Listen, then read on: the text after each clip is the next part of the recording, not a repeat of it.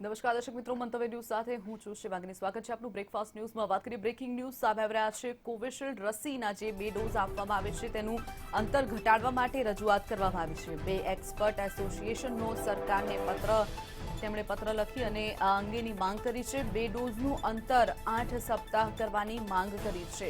ઉલ્લેખનીય છે કે હાલ બંને ડોઝ વચ્ચે 12 સપ્તાહનું અંતર છે. નવા સ્ટ્રેનના પગ પેસારાને લઈ અને આ રજૂઆત કરવામાં આવી છે.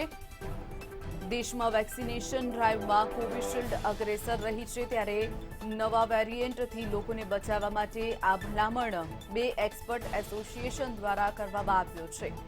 ઉલ્લેખનીય છે કે હાલ કોવિશિલ્ડના બંને ડોઝ વચ્ચે લગભગ 84 દિવસ એટલે કે 12 સપ્તાહનું અંતર રાખવામાં આવ્યું છે, જેને ઘટાડી અને 8 સપ્તાહનું અંતર કરવાની માંગ કરવામાં આવી છે. એટલે કે 2 મહિનામાં જ તેમને બીજો ડોઝ આપી દેવાની જરૂર ક્યાંક લાગી રહી છે.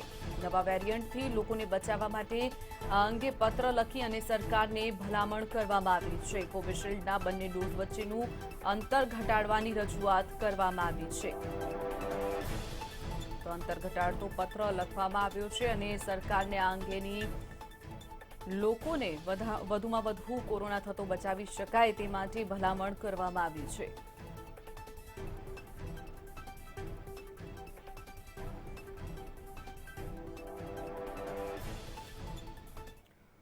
સમાચારમાં આગળ વાત કરીએ. કેરળમાં જે રીતે સતત કેસો વધી રહ્યા છે, ત્યારે કેરળના કારણે સમગ્ર દેશમાં કેસો વધી રહ્યા છે. કેરળના લીધે દેશમાં વધ્યા નવા કેસ. દેશમાં 24 કલાકમાં 46,000 નવા કેસ, જેમાંથી 24 કલાકમાં 31,445 માત્ર કેરળના છે. કેરળમાં દેશના દૈનિક કેસનો 65% હિસ્સો. દેશમાં 24 કલાકમાં 18 લાખ ટેસ્ટ કરવામાં આવે છે. 24 કલાકમાં 34,000 કોરોના મુક્ત થયા છે. ઉલ્લેખનીય છે કે સમગ્ર દેશમાં જે 46,000 કેસ નોંધાયા તેમાંથી 31,445 કેરળના કેસ નોંધાયા છે. એટલે કે સમગ્ર દેશમાં દૈનિક હિસ્સો 65% જેટલો માત્ર કેરળનો છે. સૌથી વધુ કેસ કેરળમાં સામે આવી રહ્યા છે. દેશમાં 24 કલાકમાં 18 લાખ ટેસ્ટ કરવામાં આવ્યા, જેમાંથી બીજી તરફ જો સાજા થવાની વાત કરીએ તો 24 કલાકમાં 34,000 દર્દીઓ કોરોના મુક્ત થઈ અને પોતાના ઘરે પરત ફર્યા છે.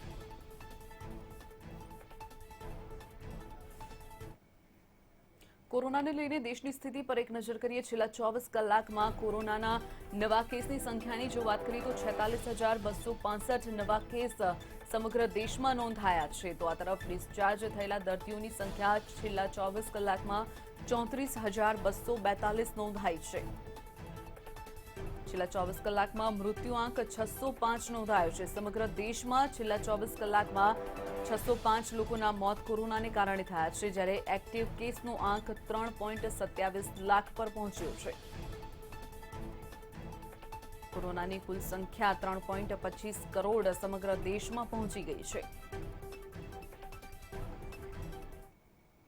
કોરોનાને લઈને વિશ્વની સ્થિતિ પર નજર કરીએ. છેલ્લા 24 કલાકમાં નવા કેસ 7.12 લાખ નવા કેસ છેલ્લા 24 કલાકમાં સમગ્ર વિશ્વમાં કોરોનાના સામે આવ્યા છે. છેલ્લા 24 કલાકમાં કુલ મૃત્યુઆંક 11,099 પર પહોંચ્યો છે. એક્ટિવ કેસનો આંક 1.81 કરોડ પહોંચ્યો છે. એટલે કે સમગ્ર વિશ્વમાં હાલ 1.81 લોકો કોરોના પોઝિટિવ છે, જેઓ સારવાર લઈ રહ્યા છે. કોરોનાના કુલ કેસની જો વાત કરીએ તો 21.46 કરોડને પાર આંકડો પહોંચ્યો છે. અમેરિકાની જો વાત કરીએ તો છેલ્લા 24 કલાકમાં અમેરિકામાં 1.69 લાખ કેસ નોંધાયા છે. 1.5 લાખથી પણ વધુ કેસ અમેરિકામાં માત્ર 24 કલાકમાં નોંધાયા છે. બ્રાઝિલમાં 30,529 કેસ નોંધાયા છેલ્લા 24 કલાકમાં. તો આ તરફ નવા કેસની સંખ્યાની જો વાત કરીએ તો 7.12 લાખ નવા કેસ છેલ્લા 24 કલાકમાં નોંધાયા છે. હવે નજર કરીએ રાજ્યની સ્થિતિ પર. કોરોનાને લઈને છેલ્લા 24 કલાકમાં 17 નવા કેસ નોંધાયા છે સમગ્ર ગુજરાતમાં. 17 નવા કેસ છેલ્લા 24 કલાકમાં. ડિસ્ચાર્જ દર્દીઓની સંખ્યા પણ 17 રહી છે છેલ્લા 24 કલાકમાં. રાજ્યની સ્થિતિ પર નજર કરીએ ત્યારે કોરોનાને કારણે મૃત્યુ પામેલા વ્યક્તિમાં એક વ્યક્તિનું મૃત્યુ છેલ્લા 24 કલાકમાં થયું છે. એક્ટિવ કેસનો આંક 159ને પાર પહોંચ્યો છે. ઉલ્લેખનીય છે કે સમગ્ર રાજ્યમાં ક્યાંક આંકડા ઘટતા લોકો રાહતનો શ્વાસ તો લઈ રહ્યા છે, પરંતુ હજુ પણ તકેદારી રાખવાની ખૂબ જ જરૂર છે. જે રીતે WHO દ્વારા માહિતી આપવામાં આવી છે, WHOનું કહેવું છે કે સપ્ટેમ્બર મહિનામાં થર્ડ વેવ ભારતમાં આવી શકે છે.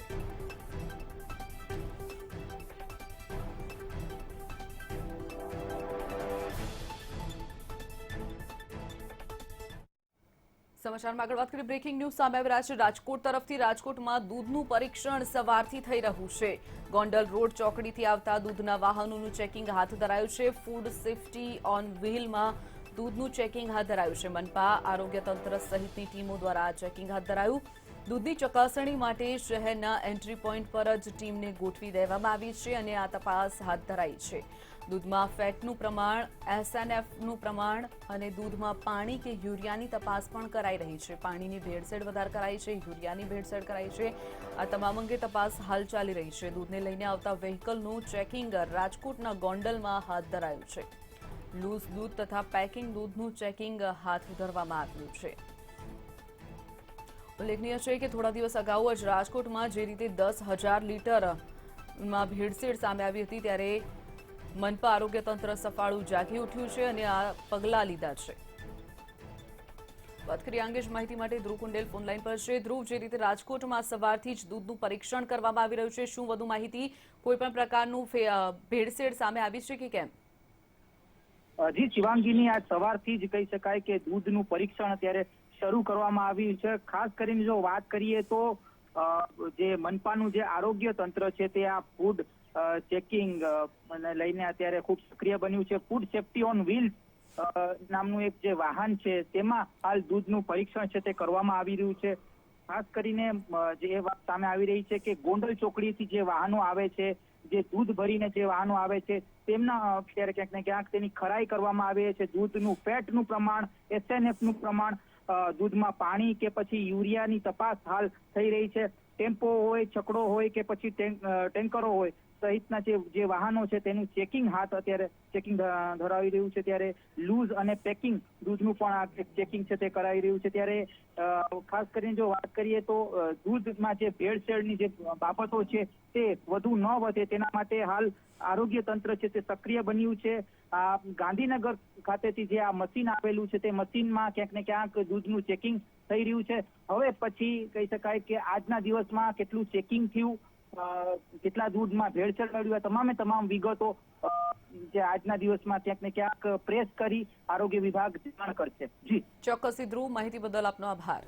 વાત કરીએ ફૂડ સેફટી ઓન વ્હીલમાં આ દૂધનું ચેકિંગ કરાઈ રહ્યું છે. આ મશીન ગાંધીનગરથી રાજકોટ મોકલવામાં આવ્યું છે. રાજકોટમાં વહેલી સવારથી જ દૂધનું પરીક્ષણ રોડ પર શરૂ કરી દેવામાં આવ્યું છે. રાજકોટમાં જ્યાંથી દૂધના વાહનો પ્રવેશ કરે છે ત્યાં જ મનપાની ટીમ પહોંચી હતી.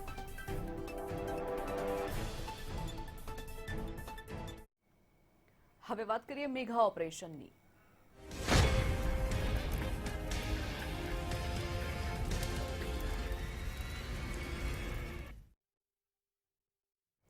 આગળ વાત કરીએ રાજકોટ તરફથી. બ્રેકિંગ ન્યૂઝ સામે આવી રહ્યા છે. મેગા ઓપરેશન રાજકોટમાં હાથ ધરાયું છે. આઈટી વિભાગનું મેગા ઓપરેશન રાજકોટમાં હાથ ધરાયું છે. મેગા ઓપરેશનની કાર્યવાહીનો આજે ત્રીજો દિવસ છે. આરકે ગ્રુપમાંથી 100 કરોડના બેનામી વ્યવહાર અત્યાર સુધીમાં મળી ચૂક્યા છે. ત્યારે તપાસમાં 5 કિલો સોનાના દાગીના પણ મળી આવ્યા છે.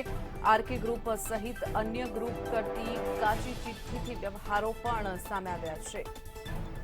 1 વર્ષ પહેલા જ સર્ચ ઓપરેશન કરવાનું નક્કી થયું હતું. સતત 36 કલાકથી આઈટીની ટીમ તપાસ કરી રહી છે. રાજકોટના અનેક વેપારી, ઉદ્યોગપતિઓ, કોન્ટ્રાક્ટરોની સાથે વ્યવહાર પણ કરેલા સામે આવ્યા છે. આરકે ગ્રુપની પ્રોપર્ટી ખરીદનારનું લિસ્ટ પણ સામે આવશે. આરકે ગ્રુપ સાથે લેવડ-દેવડ કરનારને પણ નોટિસ અપાઈ છે. તપાસમાં નોટબંધીના વ્યવહારો પણ મળી આવ્યા છે. ટેક્સ ચોરીની અલગ અલગ પદ્ધતિથી ચોરી કરતા હોવાનું પણ સામે આવ્યું છે. રાજકોટમાં આઈટી વિભાગનું મેગા ઓપરેશન. આરકે ગ્રુપના 100 કરોડની બેનામી વ્યવહાર અત્યાર સુધીમાં તો મળી ચૂક્યા છે. સાથે જ 5 કિલો સોનાના દાગીના પણ મળી આવ્યા છે. આ ઉપરાંત આરકે ગ્રુપની જે લોકોએ પ્રોપર્ટી ખરીદી હશે તેમને પણ નોટિસ પાઠવવામાં આવી છે. તેમની પણ તપાસ હાથ ધરાશે. આ ઉપરાંત નોટબંધી વખતે જે પણ વ્યવહારો થયા હતા તેના પણ વ્યવહારો મળી આવ્યા છે તપાસમાં. ટેક્સ ચોરીની અલગ અલગ પદ્ધતિથી ટેક્સ ચોરી પણ કરવામાં આવતું હતું. આ તમામ વસ્તુ સર્ચ ઓપરેશનમાં સામે આવી છે. છેલ્લા 3 દિવસથી તો તપાસ ચાલી જ રહી છે. હજુ પણ તપાસ ચાલુ રહેશે. આરકે ગ્રુપના સાતે ભાઈના રહેણાંક ઓફિસમાં તપાસ હાલ ચાલી રહી છે. સર્વાનંદ સોનવાણી, જયેશ સોનવાણી સહિત ભાઈના ત્યાં તપાસના દરોડા હાલ ચાલી રહ્યા છે. આરકે ગ્રુપ ટ્રિનિટી ગ્રુપની ઓફિસમાં મેગા સર્ચ ઓપરેશન હાથ ધરાયું છે. તપાસ માટે 300 અધિકારીઓની ટીમ ત્યાં રોકાઈ છે. આઈટીની બીજી ટીમને પણ બોલાવવામાં આવી છે. તપાસમાં એક પછી એક નામ સામે આવી રહ્યા છે. અન્ય સ્થળો પર તપાસ માટે બીજી ટીમોને બોલાવવામાં આવી છે. વાત કરીએ અંગે જ માહિતી માટે ધ્રુવ કુંડેલ આપણી સાથે જોડાયા છે. ધ્રુવ, જે રીતે સતત 3 દિવસથી મેગા ઓપરેશન ચાલી રહ્યું છે આરકે ગ્રુપમાં, શું વધુ માહિતી?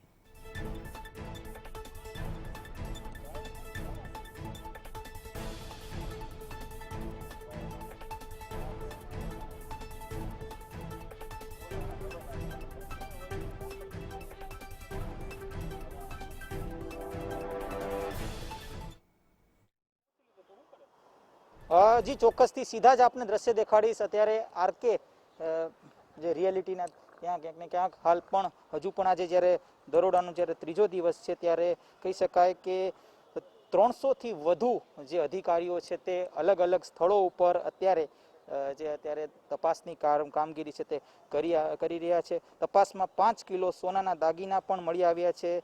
સાથે જો વાત કરીએ તો આરકે ગ્રુપમાંથી 100 કરોડના બેનામી વ્યવહારો મળી આવ્યા છે. આઈટી વિભાગ દ્વારા ડમી ગ્રાહક મોકલવામાં આવ્યું હતું અને ત્યારબાદ ચિઠ્ઠીથી વ્યવહારો હોવાનું ક્યાંક ને ક્યાંક ખુલ્યું હતું અને તેને જ લઈને હાલ જે તપાસણી અત્યારે થઈ રહી છે. તપાસ અધિકારીઓ અત્યારે અલગ અલગ સ્થળો ઉપર અને ઘર ઉપર અત્યારે જે રેડ કરી તપાસ કરી રહ્યા છે. આઈટી વિભાગનો એક મોટો ખુલાસો પણ સામે આવી રહ્યો છે કે તેઓ જણાવી રહ્યા છે કે 1 વર્ષ પહેલા જ ક્યાંક ને ક્યાંક આ સર્ચ ઓપરેશન થવાનું હતું, જે ન થઈ શક્યું, જે હાલ અત્યારે થઈ રહી છે. સતત 36 કલાકથી વધુ સમય વીતી ગયો છે અને તપાસ હજુ સુધી પણ ચાલુ છે. રાજકોટના મોટા ગજાના જે વેપારીઓ છે, ઉદ્યોગપતિઓ છે, કોન્ટ્રાક્ટરો છે, તેમની સાથેના જે વ્યવહારો છે તે ખુલી શકે છે. અને હાલ જો વાત કરીએ તો આરકે ગ્રુપનો જે પ્રોપર્ટી જેને ખરીદી છે તે બધાનું એક લિસ્ટ તૈયાર કરવામાં આવ્યું છે કે જેને નોટિસ પણ ફટકારવામાં આવશે. આઈટીની તપાસ અધિકારીઓ એવું જણાવી રહ્યા છે કે જે નોટબંધી વખતે જે વ્યવહારો થયા હતા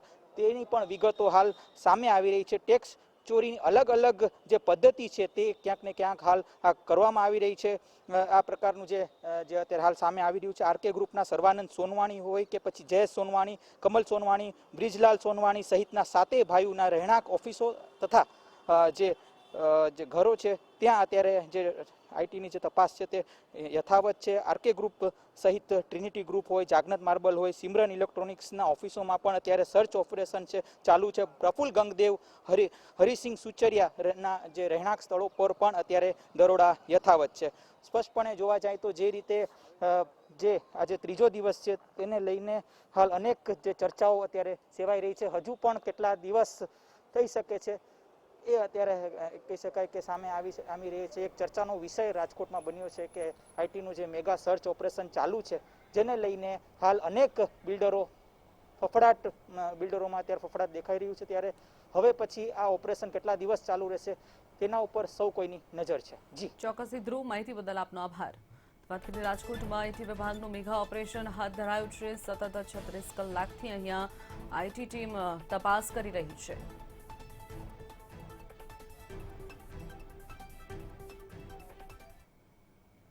હવે વાત કરીએ પાણીના પોકારની.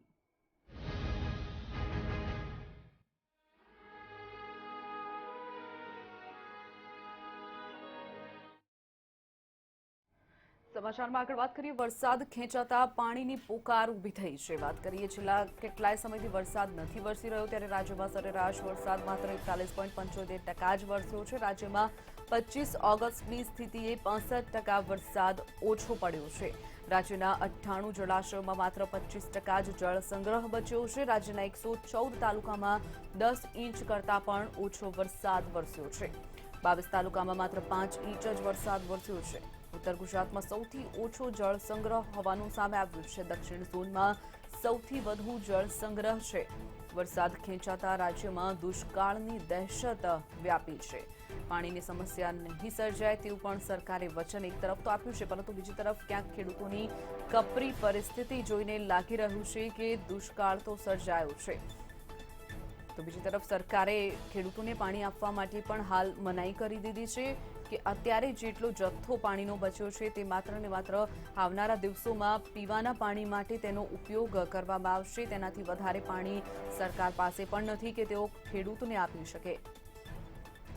રાજ્યમાં અત્યાર સુધીમાં હજુ પણ 41.75% જ વરસાદ વરસ્યો છે, એટલે ગઈ સાલની જો સ્થિતિની વાત કરીએ તો 25 ઓગસ્ટ સુધીમાં જે વરસાદ વરસ્યો હતો ત્યારે અત્યારે 65% વરસાદ ઓછો નોંધાયો છે ગઈ સાલની સરખામણીમાં।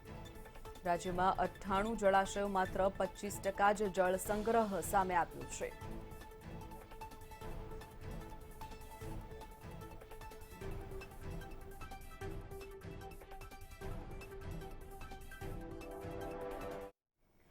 તો એક તરફ ખેડૂતો દ્વારા આંદોલનનું એલાન કરવામાં આવ્યું છે। ખેડૂત એકતા મંચે આંદોલનનું એલાન કર્યું છે। ખેડૂતોની પાક નુકસાનીના સહાયની માંગ તેમના દ્વારા કરાઈ છે। ઢોલ વગાડી ખેડૂતોને આંદોલનમાં જોડાવા આહવાન કરવામાં આવ્યું છે। સુરેન્દ્રનગરથી આ આંદોલનનો પ્રારંભ થવાનો છે। પાક નુકસાન માટે સરકાર સમક્ષ સહાયની માંગ ખેડૂતો દ્વારા કરવામાં આવશે। ખેડૂત એકતા મંચ દ્વારા આંદોલનનું એલાન કરાયું છે। ઉલ્લેખનીય છે કે એક તરફ પાકનું નુકસાન થઈ રહી છે ત્યારે બીજી તરફ પાણી પણ ખેડૂતોને મળી નથી રહ્યું। વરસાદની પણ ઘટ છે। તમામ પ્રકારથી જે ખેડૂતોનો હાલત થઈ છે ત્યારે ખેડૂતોને રોવાનો વારો આવ્યો છે। ઢોલ વગાડી અને ખેડૂતો આ આંદોલનમાં જોડાવા માટે આહવાન કરી રહ્યા છે।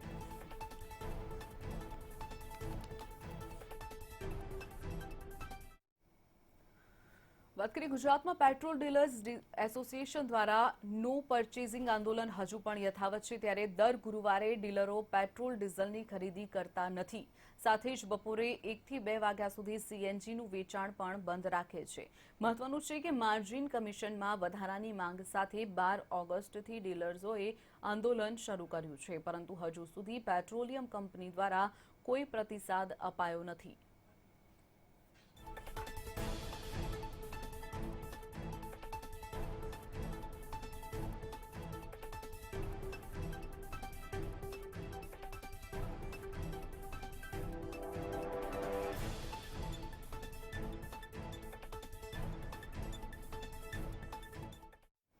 સમાચારમાં આગળ વાત કરીએ આજથી પાટીદાર આંદોલન શરૂ થવા જઈ રહ્યું છે। એસપીજીના નેજા હેઠળ આજથી પાટીદાર આંદોલન શરૂ થવા જઈ રહ્યું છે। પાટીદાર આંદોલન સમયના કેસ પરત ખેંચવાની માંગ આ આંદોલનમાં કરવામાં આવશે। સરકારની જાહેરાત છતાં કેસ પરત ખેંચાયા નથી। આંદોલનના શહીદ યુવાનોને તેમાં શ્રદ્ધાંજલિ પણ આપવામાં આવશે। આજે યોજાશે જિલ્લા સ્તરીય કાર્યક્રમ। આગામી સમયમાં અન્ય કાર્યક્રમો પણ જાહેર થશે। આજથી પાટીદાર સમાજ દ્વારા એસપીજીના નેજા હેઠળ પાટીદાર આંદોલન શરૂ થવા જઈ રહ્યું છે। તો બીજી તરફ સરકાર સામેની જે લડાઈમાં જે આંદોલનમાં યુવાનો શહીદ થયા હતા તેમને શ્રદ્ધાંજલિ આપવાનો કાર્યક્રમ પણ યોજવામાં આવશે। પાટીદાર આંદોલન સમયના કેસ પરત ખેંચવાની માંગ સાથે આ આંદોલન કરવામાં આવશે। સરકારની જાહેરાત થઈ હોવા છતાં પણ હજુ સુધી કેસો પરત ખેંચાયા નથી તેવું એસપીજીનું કહેવું છે। એસપીજીના નેજા હેઠળ પાટીદાર આંદોલન યોજાશે।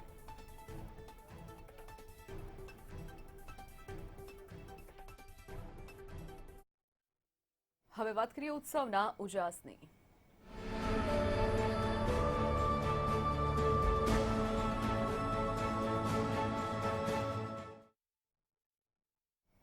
સમાચારમાં આગળ વાત કરીએ ગણેશ ઉત્સવને મંજૂરી આપી દેવામાં આવી છે, પરંતુ કોરોનાની ગાઈડલાઈન સાથે ગણેશ ઉત્સવ કરવામાં આવશે તેવી મંજૂરી મળી છે। સુરતના ગણેશ મંડળોમાં ભારે નિરાશા જોવા મળી। કોરોનાની સીધી અસર ગણેશ ઉત્સવ પર જોવા મળશે। દર વર્ષની સરખામણીએ 50% મૂર્તિઓનું પણ બુકિંગ અત્યાર સુધીમાં થયું નથી। મૂર્તિકારોને બુકિંગ નહીં મળતા રોજગારીના ફાંફા પડી રહ્યા છે। વર્ષે ગણેશજીની પ્રતિમા બનાવી મૂર્તિકારો પોતાનું ગુજરાન ચલાવતા હોય છે, ત્યારે આ વર્ષે પણ ક્યાંક ને ક્યાંક કોરોનાની ગાઈડલાઈન સાથે ગણેશોત્સવ થશે, જેના કારણે લોકોમાં ગણેશોત્સવને લઈને વધારે ઉત્સાહ જોવા નથી મળી રહ્યો। વર્ષે ગણેશજીની પ્રતિમા બનાવી અને મૂર્તિકારો પોતાનું ગુજરાન ચલાવતા હોય છે, જેના કારણે તેઓમાં નિરાશા જોવા મળી છે. 4 ફૂટથી ઊંચી મૂર્તિ નહીં બનાવવાનો પણ આદેશ કરાયો છે. વાત કરીએ અંગે જ માહિતી માટે સંજય મહંત આપણી સાથે જોડી ગયા છે. સંજય, જે રીતે કોરોનાની ગાઈડલાઈન સાથે ગણેશોત્સવ મનાવવાની મંજૂરી મળી છે, સુરતી લાલાઓનું શું કહેવું છે આ અંગે?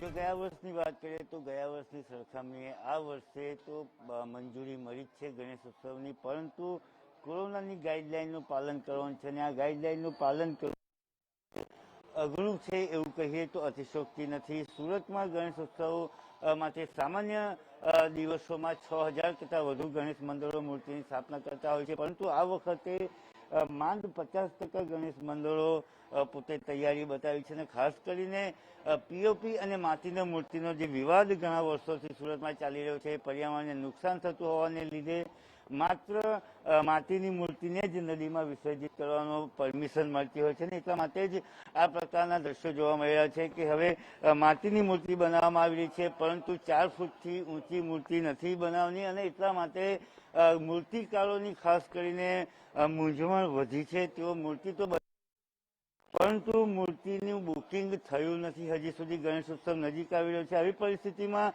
મૂર્તિકારો બેરોજગાર થાય તેવા સંજોગો જોવા મળી રહ્યા છે. મૂર્તિકારોનું તેમની સાથે ચર્ચા કરીશું. કેટલા વર્ષથી આપ મૂર્તિ બનાવી રહ્યા છો? મૂર્તિ બનાવવાનું કામકાજ તો અમારા બાપ દાદા અને એમના ટાઈમથી 40-45 વર્ષથી ચાલે છે કારખાનો. અત્યારે જે પરિસ્થિતિ છે તમારા વેપારની, એવી પરિસ્થિતિ પહેલા ક્યારે જોઈ છે? આવું ક્યારેય જોયું જ નથી મેં. આ જે પણ છે તે આ છેલ્લા 2 વર્ષથી આ વસ્તુ છે જોવા મળી રહેલી છે ને તકલીફો ઘણી ઊભી થઈ છે. જોકે દરેક લોકોને આ વસ્તુ અમને નડેલી છે કોવિડના એના હિસાબે. ઠીક છે, પણ 2 વર્ષથી તો છેલ્લા આવી જે પરિસ્થિતિ છે તે આજ સુધી ક્યારેય જોવા નથી મળી. આ વખતની વાત કરીએ તો કેટલું બુકિંગ છે મૂર્તિઓનું? મૂર્તિઓનું બુકિંગ અત્યાર સુધી તો વ્યવસ્થિત ચાલુ જ હતું. જે માટીનું કહી દીધું 2 ફૂટથી ઉપરની બનાવવાની નહીં, ઘરે જ વિસર્જન કરવાનું. એટલે અમે સરકારની ગાઈડલાઇનને અનુરૂપ અમે દરેક મૂર્તિઓ બનાવી. બુકિંગ પણ એ હિસાબે ચાલુ હતું કે ભાઈ ફેમિલીઓને આ તે બધા દરેક ઘરે જ મૂર્તિઓ બનાવીને ઘરે જ વિસર્જન કરવાનું છે. પણ સરકારની ગાઈડલાઈન ઘડી અત્યાર સુધી 1 થી 2 વાર છે ને અલગ અલગ એમાં રૂપમાં આવીને એ થઈ ગયું. તો એનાથી એવું થઈ ગયું કે મૂર્તિઓ બુકિંગ તો થઈ છે, પણ હવે એન્ડ ટાઈમ પર પીઓપીની પરમિશન આપેલી છે. તો અમારી જે માટીની મૂર્તિઓ અમે જે બનાવેલી છે સરકારના ગાઈડલાઈન મુજબ જ છે કે એન્ડ ટાઈમ પર ગ્રાહકો હવે મૂર્તિ કેન્સલ કરવા આવે છે અને પીઓપીની મૂર્તિની ડિમાન્ડ કરે છે.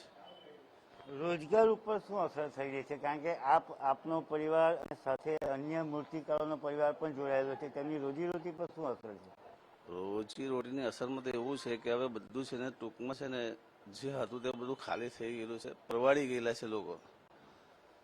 આ ધંધો છોડીને બીજે કશે નોકરીમાં કે એમાં તેમાં લાગી જવાનું કે જે પણ કંઈ બીજા ઉદ્યોગ મળે તેમાં છે ને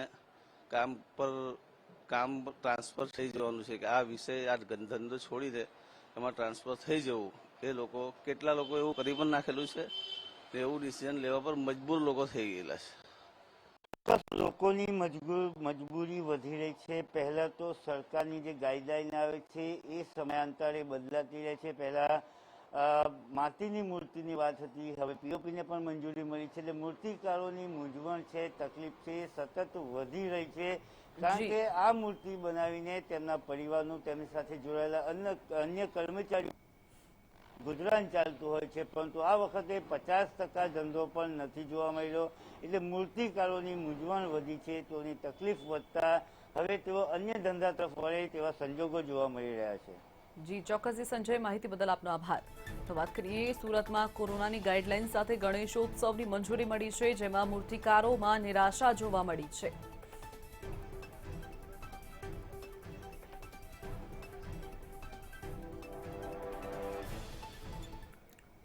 સમાચારમાં આગળ વાત કરીએ સુરતની. સુરતમાં જે રીતે ગણેશોત્સવ મનાવવામાં આવશે ત્યારબાદ તેની માટે કૃત્રિમ તળાવ બનાવવામાં આવશે. શહેરમાં કૃત્રિમ તળાવ બનાવવા પાલિકાનો નિર્ણય. 2 ફૂટની મૂર્તિ ઘર આંગણે જ વિસર્જન કરવા માટે અપીલ કરવામાં આવી છે, જ્યારે મોટી મૂર્તિઓ કૃત્રિમ તળાવમાં વિસર્જન કરવા માટે અપીલ કરાઈ છે. 7 ઝોનમાં કુલ 18 કૃત્રિમ તળાવો બનાવવામાં આવશે. વર્ષ 2019માં 1.5 કરોડના ખર્ચે 21 કૃત્રિમ તળાવો બનાવવામાં આવ્યા હતા, જ્યારે આ વખતે 7 ઝોનમાં અલગ અલગ 18 કૃત્રિમ તળાવો બનાવવામાં આવશે. 2 ફૂટ કરતાં વધારે મોટી મૂર્તિ હોય તેને જ કૃત્રિમ તળાવમાં વિસર્જન કરવા માટેની તંત્ર દ્વારા અપીલ કરવામાં આવી છે. તો આ સાથે સમાચારોમાં અત્યારે બસ આટલું જ. વધુ સમાચાર માટે આપ જોતા રહો મંતવ્ય ન્યૂઝ. આપ લોગ ઇન પણ કરી શકો છો www.mantavynews.com. નમસ્કાર.